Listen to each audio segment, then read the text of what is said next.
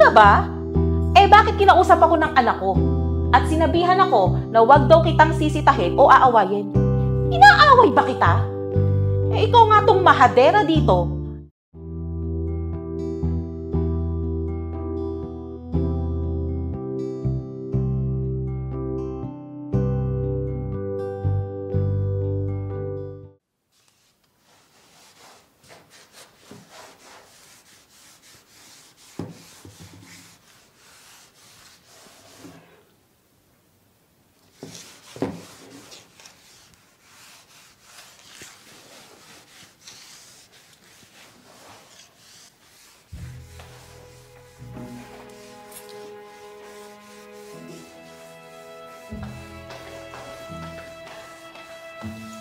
O ano? Tapos na ba yung niluluto mo? Di ba sinabi ko sa'yo unahin mo yung pagluluto? Gutom na ako. At yung mga anak mo, ha? Huwag mong ginugutom. Ma, patapos na po yung niluluto ko. Sinabay ko na din po dito yung paglilinis sa sala para hindi na po makalat. Pasensya ka namang naglaba pa kasi ako ng maruruming damit namin. Madali lang namang gawin yun, di ba? Kung hindi iba ang inaatupag mo. Eh, kanina pa kita nakikita eh. Panin mong hawak yung cellphone mo. Hoy, Chris, binabalaan kita. Kung lolokohin mo lang ang anak ko, umalis ka na lang dito. Ma, ano po yung pinagsasabi niyo? Hindi ko po magagawa sa anak niyo yan. Kaya sana huwag niyo naman po ako pag-isipan ng ganyan. Babae din ako, Chris. At malakas ang kutob ko. Kaya, kung ayaw mong nagdududa ako sa'yo, umayos ka. Sige na! Tapusin mo na yung niluluto mo doon. At huwag kang kukupad-kupad! Diyos por santo.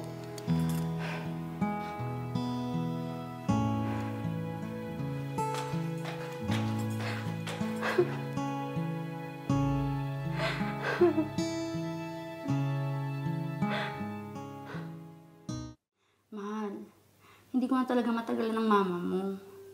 Bumukod na kasi tayo ng bahay. Hindi yung puro kilos at galaw ko sinisita niya. At yung mga bagay na hindi ko ginagawa, ibinibintang niya sa akin. Mahal, konti tiyaga na lang. Hindi pa kasi kaya ng budget natin na kumuha ng sarili nating bahay.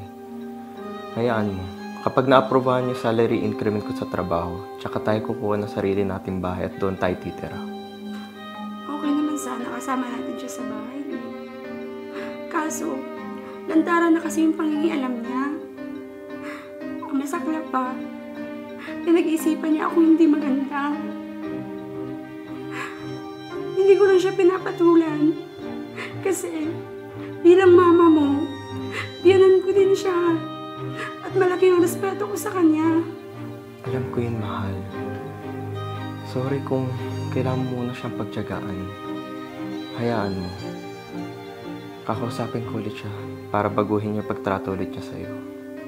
Sana nga, sa pagkakataong ito, makinig na siya sa'yo. Kasi kung ipagpatuloy niya yung ganong asal, ako na lang kusang aalis dito. Huwag ka mag-isip na kung ano-ano. Nandito naman ako para depensahan ka. Kasi mahal na mahal kita.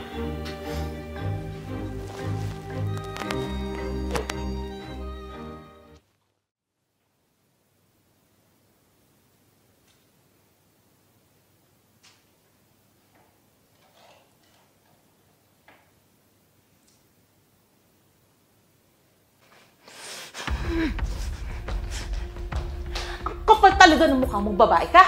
Ikaw pa talaga may karapatang magsumbong sa anak ko? Napakasinungaling mo! Ano ba yung itsura mo? Tingnan mo nga yung kuko mo. Inaano mo yung mga pagkain. Kung bakit naman kasi, sa dinami-dami ng matitinong babae, ikaw pa ang napangasawa ng anak ko. Dating babaeng mababa ang lipad. Ma, hindi kita maintindihan. Talaga ba? Eh bakit kinausap ako ng anak ko? At sinabihan ako na wag daw kitang sisitahin o aawayin. Inaaway ba kita? Eh ikaw nga tong mahadera dito na akala mo, porkit asawa ka ng anak ko, ikaw na ang masusunod dito sa bahay. Hoy, ako pa din ang masusunod sa tahanang ito at hindi ikaw. Ingrata! Ma, mali po kayo nag-iisip. At hindi po ganyan ang pagkaintindi niyo. At kailanman, hindi kita itinuring na kaaway. Kasi malaki ang respeto ko sa'yo. Asawa ka lang ng anak ko, pero ako pa din ang nanay niya. Ha? Naiintindihan mo? Ma, ano ginagawa nyo? Sumusobra na kayo ah! Ako ang sumusobra? Bakit hindi mo pagsabihan tong asawa mo? Siya tong pabida at sinungaling. Sa nakita ko ngayon, mas napatunayan ko na tama si Chris. Matagal na ako nananahimik, ma. Kasi gusto ko kayo magbago. Pero hindi na tama ito at sobra na. Bukas na bukas inaalis kami dito. Bahala ka mag-isa. Halika na, mahal. Mag-impake na tayo ngayon. Bukas na bukas rin tayo aalis dito.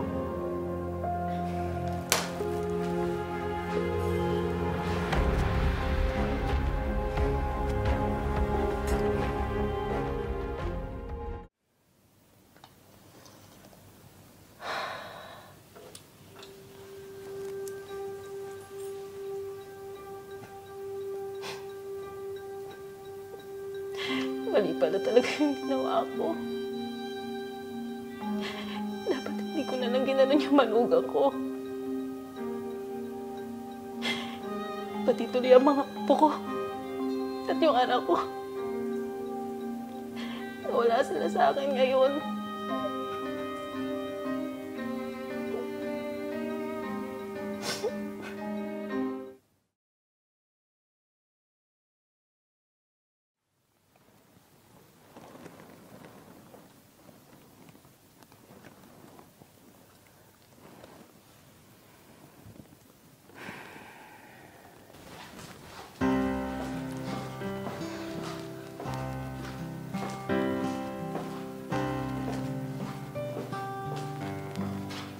Magandang gabi po, ma.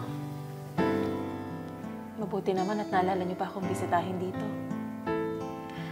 Alam ko hindi naging maganda yung huling komprontasyon natin. Pero habang wala kayo dito sa poder ko, ang dami ko napagtanto na sumobra na pala talaga ako. At gusto kong humingi ng tawad sa inyo. Lalo na sa'yo, Chris. Naging makasarili ako. At itinuring kitang karibal sa atensyon ng uniko iho ko. Pero hindi ko alam, hindi pala kita kaaway, kundi kakampi. Sana mapatawad niyo ako. Huwag na po natin ungkatin ang nakaraan. Ang mahalaga ngayon, natuto na po kayo at marunong na kayo magpakumbaba. Alam niyo po, mahal na mahal namin kayo ni Angelo. Kaya sana, kalimutan na natin yung mga hidwaan natin noon. Tama si Chris, ma. Sana ngayon, makita mo kung gaano talaga siyang kaputing tao. At wala po siya ibang hinangad kung hindi alagaan ako at mga apo niyo po. Kaya sana, matanggap niyo po siya bilang manugang at parte na ating pamilya. Oo, anak. Pangako, hindi ko na uulitin ang mga ginawa ko noon. Sana mapatawad niyo ako, mga anak.